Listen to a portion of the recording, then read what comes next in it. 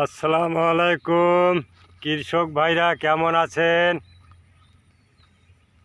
আমার তো আগের ভিডিও দিয়েছিল রমজান মাসের শসা চাষ। এখন আমি কুরবানি ঈদের শসা চাষ করছি। দেখেন, এই যে শসার গাছ, কুরবানি ঈদের আগে ফলন চলে আসছে শসার। এই যে দেখেন শসা, এই যে দেখেন শসা, এই যে দেখেন শসা, কুরবানি ঈদের শসা। দেখেন শসার গাছ, এই যে দেখেন শসা, শসা ফলন দেখেন। এই যে দেখেন শসার ফলন,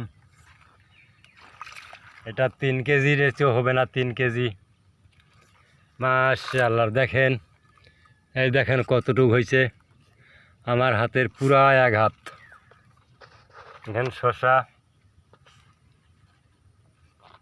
এই যে দেখেন শসা আমার, এই যে দেখেন শসার গাছ, এই যে দেখেন, দেখেন ভাই শসা কিভাবে পড়ে আছে।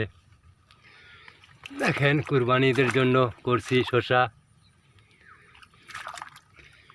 এই ক্ষেতটা শসার, ওই যে ওইখান থেকে ধরে, এই যে এটা শসা ক্ষেত, এই যে এটা দেখেন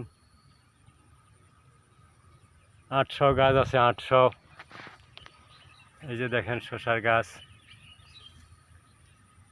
শসার পাতা কাটা লাগে ভাই, শসার পাতা না কাটলে ফলন ছোট হবে। দেখেন এই যে পাতা কাটে নাকছে, এই যে ঘাস তুলে, ঘাস থোয়া যাবে না, ঘাস তুলে ফলন ছোট হয়।